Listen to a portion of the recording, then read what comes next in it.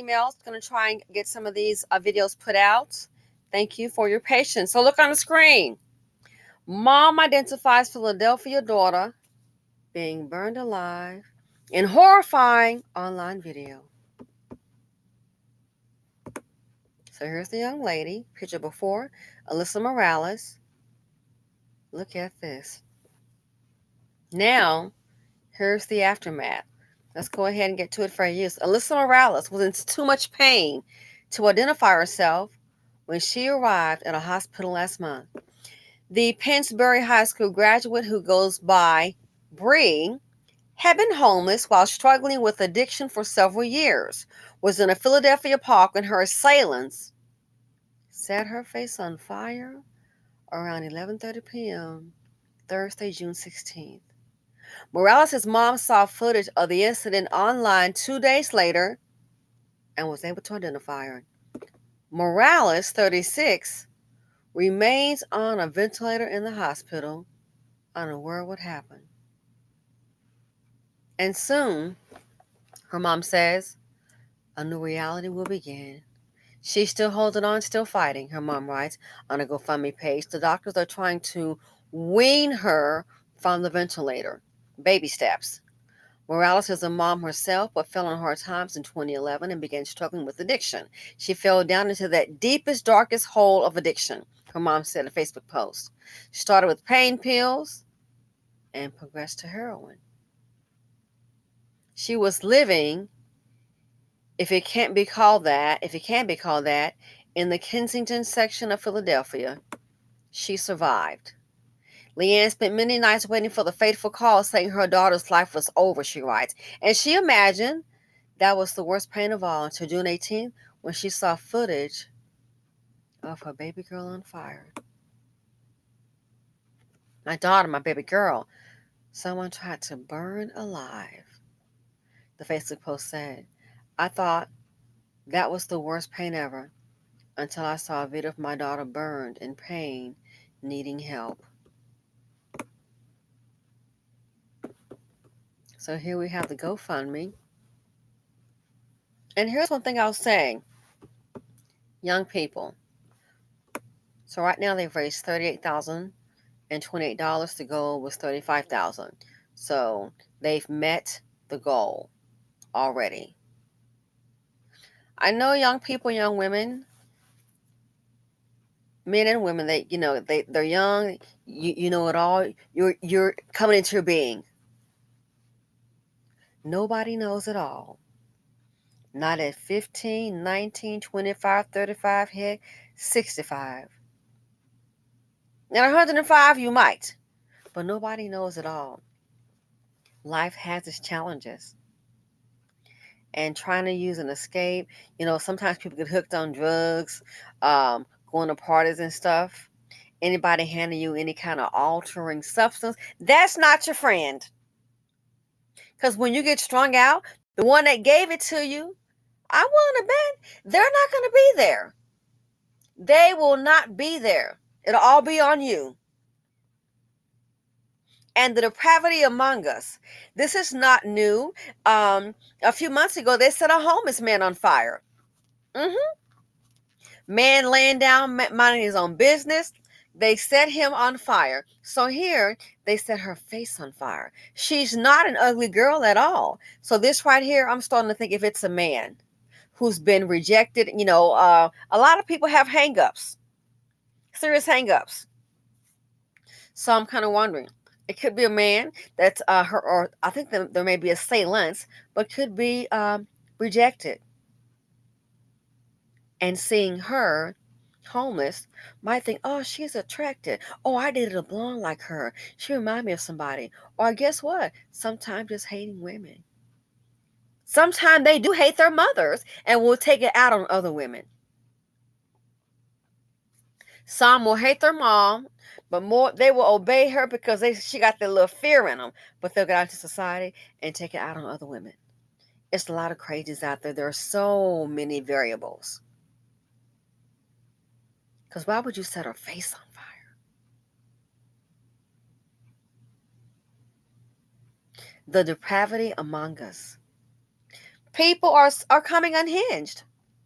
So this right here, they're not even sure that the young girl going to even make it. They really aren't. So drug addiction, it leads to homelessness, and it leads to a point where you're so out of control, family don't want to take you in because they've dealt with that before. Things come up missing, bringing strangers home, stuff come up stolen.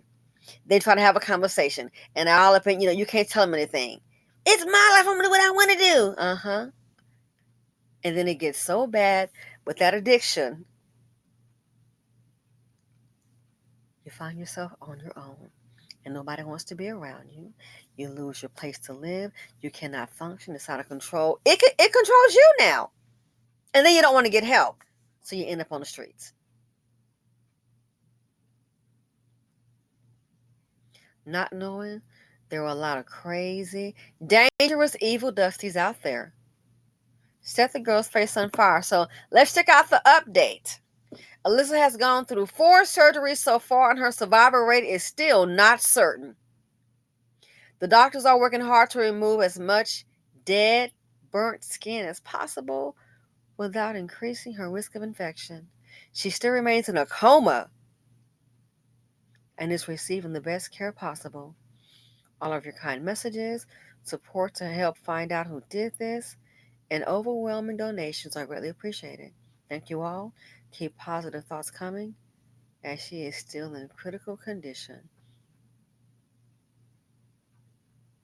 Wow. Continues. Hi, my name is Danielle, and I am fundraising for Lee Ann Morales, a close friend. On the night of June 16th, Alyssa, known to me as Bree, was a victim of a gruesome and unthinkable act. She was brutally attacked and set on fire by her assailants and sustained second and third degree burns over more than half her body. Oh my God. Over more than half her body, and is currently in a medically induced coma.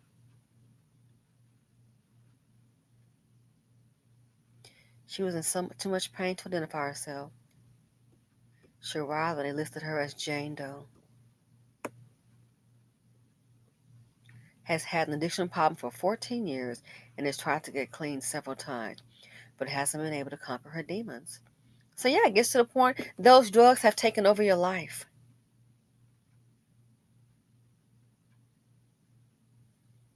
So for the young people, you think you have it under control. I'm sure she thought that too.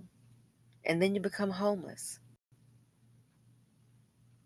And the sad thing is, the ones that did this, they know who they are. Somebody else knows who they are and not going to say a word. Will not say a word. They may talk among each other. Now, when a reward comes out, you may get more information. But that's the sad thing, the depravity among us. And then that person, the assailants that put the girl on fire, walk in the midst of everybody else in with the crowd, eating, sleeping, drinking, driving around, smiling, watching TV, as if nothing has happened. The depravity among us.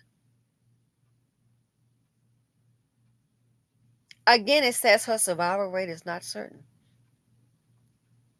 Life is hard enough. It is hard enough. Women got to really be careful how they move. When the party going on, you got friends, hey, you got your man. When it gets out of hand, you're on your own. 36 years old. Life is basically hanging in the balance. Why? Some evil, deadly dusties or dustinas. Again, they're saying assailants. Put this girl on fire.